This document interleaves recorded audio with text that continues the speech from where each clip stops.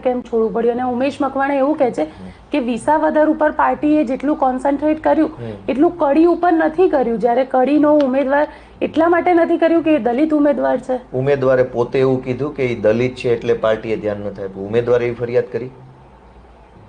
વરરાજો કઈ કહેતો નથી. જાનૈયા ઉમેદવાર પણ તમારો એ જ કહે છે કે વિસાવદરમાં જેટલું ધ્યાન આપ્યું એટલું અહીંયા આપ્યું હોત તો કદાચ પરિણામ અલગ. અરે ઉમેદવાર, ગઈકાલે અમે વાત કરી છે ઉમેદવાર સાથે. પણ અમે ગઈકાલે જ વાત કરી. હું, અરવિંદ કેજરીવાલજી, ઉમેદવાર પોતે, અમારા રાકેશભાઈ મહેરિયા અને અમૃતભાઈ મકવાણા, આટલા લોકોની મીટિંગ હતી. કાલે જ બેઠા હતા, લગભગ પોણી કલાક મીટિંગ થઈ.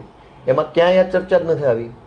જ્યારે પાર્ટીએ ચૂંટણી લડવાનો બંને સીટ પર નિર્ણય કર્યો ત્યારે પાર્ટીની પોઝિશન સ્પષ્ટ હતી કે કડીની અંદર 2022ની ચૂંટણીમાં પણ આપણને બહુ સારી એવી કહી શકાય એવા મત નથી મળ્યા, કેમ કે આપણું ત્યાં સંગઠન બહુ સારું કહી શકાય એવું નથી.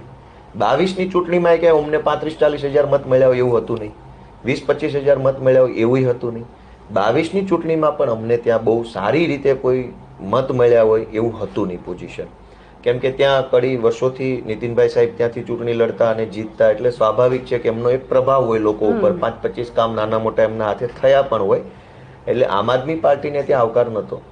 2025ની પેટા ચૂંટણીમાં પણ અમને કંઈ બહુ ત્યાંથી કરોડોનું જન સમર્થન છે એવું તો હતું નહીં.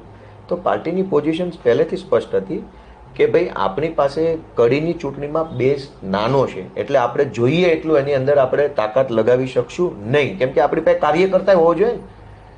ચાલો કેજરીવાલની સભા કરીએ, કાર્યકર્તા જ નથી તો સભા કોણ કરાવે? એટલે વિસાવદરમાં હતા. વિસાવદરમાં તો 2022માં હતા ને, એટલે તો ચૂંટણી જીત્યા હતા. એટલે ગોપીબેન, આપણા પોતાના રોટલા શેકવા માટે ગમે એવા વાહિયાત નિવેદનો આપણે કરી દેવા, જનતાને એટલી બધી કોઈએ મૂર્ખ ન સમજવી જોઈએ. ઉમેશ મકવાણા દલિત હતો એટલે આમ કર્યું તેમ કર્યું. એક જ પ્રશ્ન ગોપીબેન છે, વિછિયાની અંદર કોળી સમાજના દીકરાની ઘાતકી હત્યા કરવામાં આવી.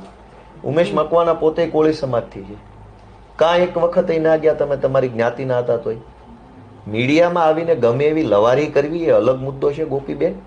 સમાજને જરૂર પડે ત્યારે ઊભું રહેવું અને ત્યારે તમારી પ્રમાણિકતા અને નિષ્ઠા સમાજને બતાવવી એ બીજો મુદ્દો છે. ટીવીમાં આવીને કહી દેવું તારે દલિત સમાજનો ઠેકો લેવાની જરૂર નથી. વિછિયામાં કોળી સમાજના દીકરાની ઘાતકી હત્યા થઈ. કાં ઉમેશ મકવાણા વિછિયા અને બોટાદ બાજુમાં જ છે, એની બોર્ડર જ છે ધારાસભાની. કાં ન ગયા તમે વિછિયામાં?